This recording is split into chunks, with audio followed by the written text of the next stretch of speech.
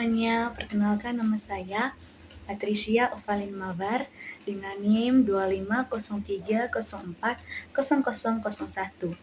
Pada video kali ini saya akan menjelaskan tentang corak kekuasaan, bentuk, dan sumber dalam ekonomi politik. Video ini dibuat untuk memenuhi tugas mata kuliah ekonomi politik. Pertama, saya akan menjelaskan pengertian umum dari ekonomi politik. Ekonomi politik adalah ilmu yang mempelajari interaksi antara kekuasaan politik dan aktivitas ekonomi dalam masyarakat. Dalam ekonomi politik, kebijakan selalu terkait dengan kepentingan politik, kekuasaan, dan sumber daya yang dimiliki oleh suatu negara atau kelompok. Yang berikutnya, saya akan menjelaskan tentang corak kekuasaan dalam ekonomi politik.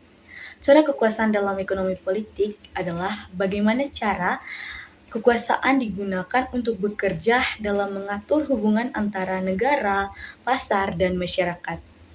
Berikut beberapa contoh coraknya. Yang pertama, kekuasaan negara. Negara punya peran besar dalam mengatur ekonomi lewat kebijakan seperti pajak, subsidi, dan regulasi. Misalnya, pemerintah menentukan harga BBM atau mengatur impor. Yang kedua, kekuasaan pasar. Dalam kekuasaan pasar, pelaku ekonomi seperti perusahaan besar atau korporasi punya kekuatan untuk mempengaruhi harga, produksi, bahkan kebijakan. Contohnya, perusahaan besar bisa memonopoli pasar. Yang ketiga, kekuasaan elit.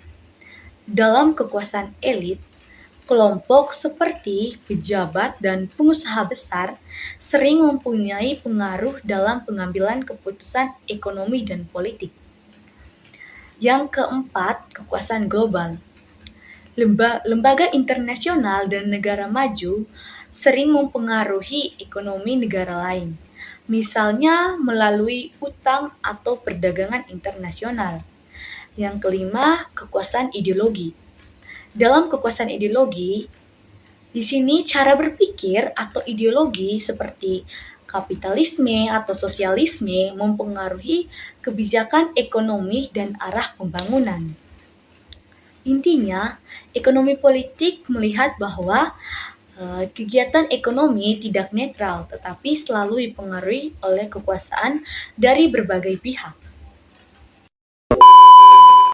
Berikutnya, saya akan menjelaskan sumber dalam ekonomi politik.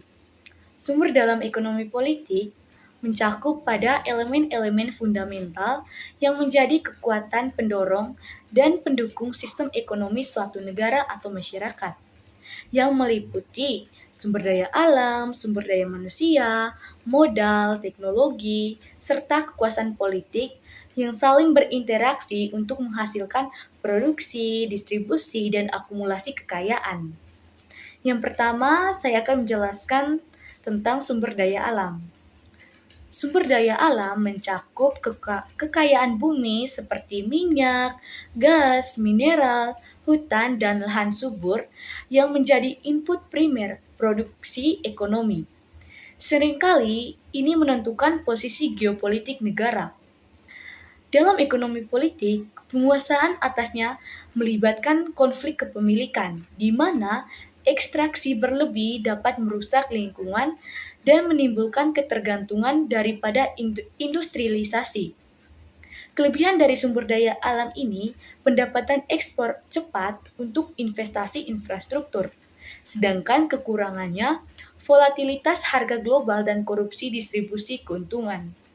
Yang kedua, saya akan menjelaskan tentang sumber daya manusia.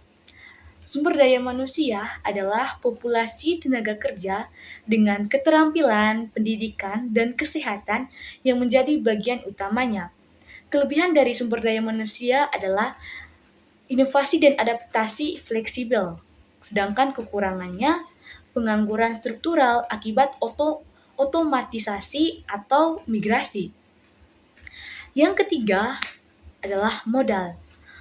Modal terdiri dari akumulasi kekayaan finansial seperti aset tetap dan investasi yang memungkinkan ekspansi produksi. Dalam analisis ekonomi politik, modal bersifat kumulatif di tangan kapitalis, memperlemah kelas pekerja melalui konsentrasi, meski negara dapat mengintervensi via pajak redistributif. Kelebihan dari modal adalah percepatan pertumbuhan melalui investasi, sedangkan kekurangannya gelembung spekulatif dan krisis keuangan. Yang keempat adalah teknologi. Teknologi meliputi pengetahuan, mesin, dan inovasi yang meningkatkan efisiensi produksi, di mana mengubah basis material masyarakat dari agraris ke industri atau digital. Ekonomi politik melihatnya sebagai alat dominasi kelas, di mana paten dan monopoli korporasi menghambat akses luas, tapi juga sebagai pemicu revolusi sosial. Kelebihan dari teknologi adalah produktivitas tinggi dan kesejahteraan, sedangkan kekurangannya pengangguran teknologi dan ketergantungan impor. Yang kelima, kekuasaan politik. Kekuasaan politik adalah institusi, negara, hukum, dan ideologi yang mengatur alokasi sumber daya, di mana menentukan siapa yang mengontrol produksi dan distribusi melalui kebijakan seperti nasionalisasi atau privatisasi. Ini membentuk superstruktur atas basis ekonomi, di mana elit politik sering berkolusi dengan kapital untuk mempertahankan hegemoni. Kelebihannya adalah stabilitas dan perencanaan jangka panjang, sedangkan kekurangannya otoritarianisme dan korupsi kronis.